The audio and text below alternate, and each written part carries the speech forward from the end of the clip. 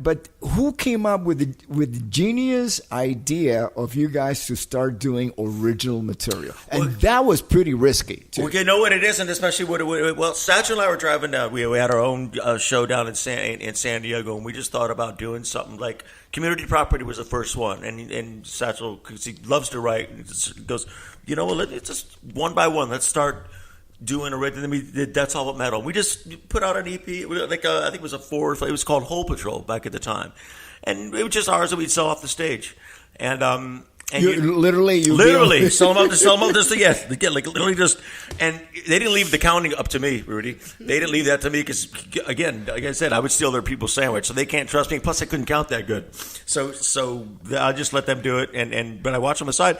Universal got wind of it in 2009, and we signed a deal with Universal. And then Satchel already had a bunch of songs ready, but then slowly and now what we're doing is we're doing a show called I would love you to come and join it at some point, called Live from Sunset Strip, and it's taking a show that we did that we started in the late '90s, as you know, and we take that show when we do covers out of respect from you and all those bands that paved. Pave the, I think it's called road or course or whatever it is. I don't know, but we do covers and we do our songs to bring people back about exactly what we're talking about. An era where that's where metal started, or whatever you want to call it, glam or hair bands or whatever it is. A good 10-year period, maybe 15 years, and we would just bring different Quiet Riot songs, White Snake songs, Rat, Twisted Sister. And then we'd also put our songs in there. And now what we're doing is we're touring with that. I want to say touring, we're doing like 4 nights, out of a block and whatever. We're not going over to do anything massive. When we do our big tour over Europe or wherever it is, we'll do our, our material. But we feel like people should know what they're missing or what they've missed, and there's no videos for them anymore, and people aren't going to buy, those records anymore. But so we want to let those people know that didn't have the experience that I had, what else is out there other than just us right now. And here's why we do what we do. And it's paying respect to you, and it's paying respect to all the bands that got us to where we are today. And I think that the kids should see exactly why we are doing what we're doing, because a lot of kids don't. Have you guys ever thought about doing a movie? Because in my opinion, Rock of Ages just fell really, really short of fulfilling what it could have been. It could have been. We've worked with people that wanted to do that, and we don't know. We haven't really come up with anything yet. Not that it's up to us, because we just have our own job as far as what we do. But we've had people trying to work with us, as far as Marty Callner. I know, I love Marty. Yes, he's a genius. Very good really at what he is. does. Yeah. And he's done how many videos with you? Oh God, I've done about. I did all the Whitesnake videos, and I also did the Sam Kinison video. Yeah, that's right. So there's people that have tried to do that, and we'll see what happens. But right now we're focused on the only thing we're in control of, which is our live show, and bringing back in an hour and a half 80s as much as we can with us. Doing our own songs and paying respect to everybody that we do in Motley Crue, Def Leppard, and all this is so fun to play, and it brings me back every time I play them. And then we also want to give our fans some of our show. So that's basically it. Are you done with your current tour? We're done with that current tour, but we're still, and I'm very fortunate enough that we're still doing 4 or 5 days in different parts, say, of the world, or so we just got done doing this tour in Australia, and then we'll do, but it won't be like a long tour like we would do before. We don't have anything lined up now anyway. We're just taking a breath and doing like 4 or 5 at a time, depending on where it is. We're going to do some festivals. We just got back from our festivals, a festival tour. Yes. But it's not like one of our, when I think of touring, it is never like you guys would do. And, when back in the day, Rudy, how long would you be gone at a time? You can think about that. Sometimes, now it's for us, and we're getting old. Well, we are old, but I can only do, a month and a half, and then that's all we have to go. Oh my God, we got to take a breath. But you guys, the pioneers, you would go out for how long with whether it be an Ozzy or a Whitesnake or a Quiet Riot? I'll give you a pretty good idea, and the reason why it had a lot to do with MTV management. If you had really good management, they would have a strategy, and the strategy was to pull 4 videos out of the record. Not necessarily singles, because it became more of a video market than a single or radio airplay. Yeah, you know, and yeah, go ahead. Yeah, so let's say, for example, with Whitesnake, and the same thing happened with Quiet Riot, but it was a different build. But because with Quiet Riot, it was at the very beginning of MTV. But it was at the very beginning, so it was not in as many households as when in '87. You know, MTV was just about part of every single package, cable package. You know. And so we had a bigger reach, you know, in Whitesnake. On that '87 record that only Adrian Vandenberg played on. Yeah, because it was Dunbar. Yeah, exactly that, right? Yeah, the whole lineup was, again, it was Neil Mary, John Sykes, and Ainsley Dunbar. Dunbar. Yeah, on that record. But we toured, you know.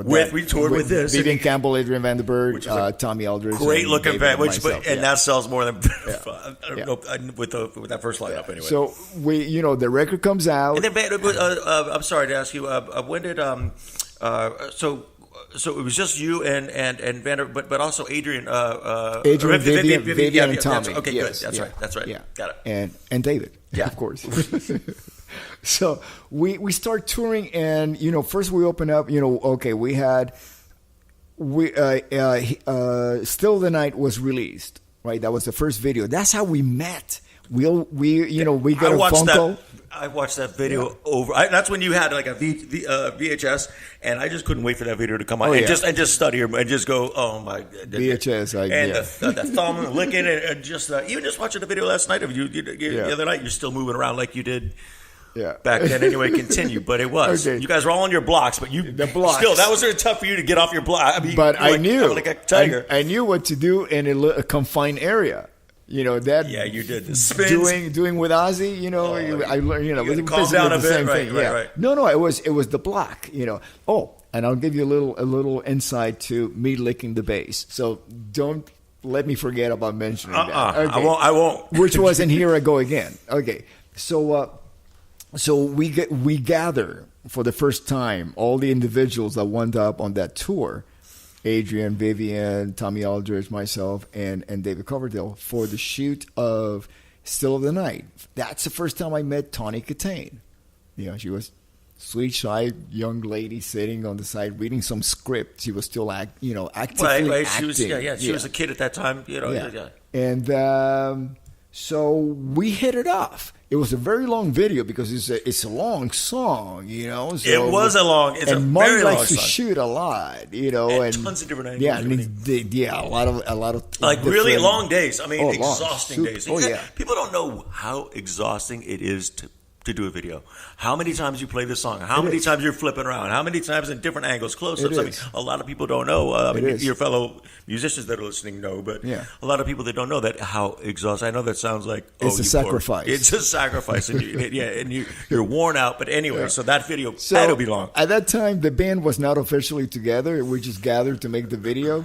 And then within about a week or so, we all officially became a band, And then we hadn't toured yet, so there's a master plan. The master plan was 3 videos, right? At least 3 videos. Actually, it became 4, but it was 3.